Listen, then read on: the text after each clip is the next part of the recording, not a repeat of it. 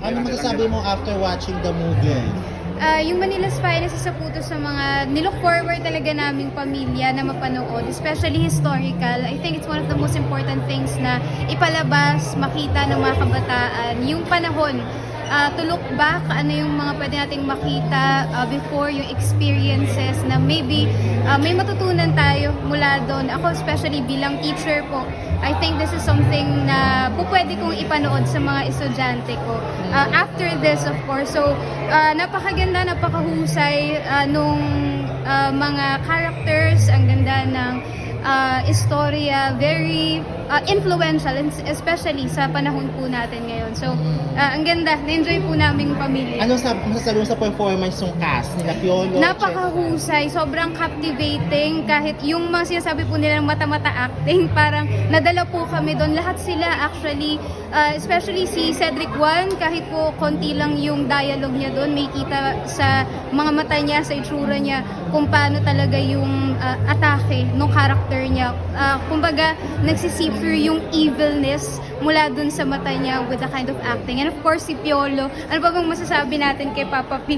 Napaka-husay. Minsan nakaka-distract yung sobrang kagwapuhan ni Piolo. Pero andun pa rin talaga may kita mo yung kahusayan niya sa pag-acting. May kita mo talaga na hindi lang to si Piolo, si Magtibay to bilang character. Maganda, nakakatawa. Kaya lang parang nabitinan ako sa ending kasi open ending nga siya. Okay. Ano reaction mo sa performance nila Papa P? Siyempre, best actor, idol ko yun si Piolo. Okay. Ano lesson na tutunan mo? Lesson ko doon is parang magpahalan di lang, anong tawag doon yung di lang magkaibigan, magtulungan di lang magkaibigan. Parang Thank you. Ano pangalan mo? Andrea. Andrea. Matamis. Matamis. Yes. Ayun po, sobrang ganda ng buong movie. When it comes to acting skills, lahat po sila magaling.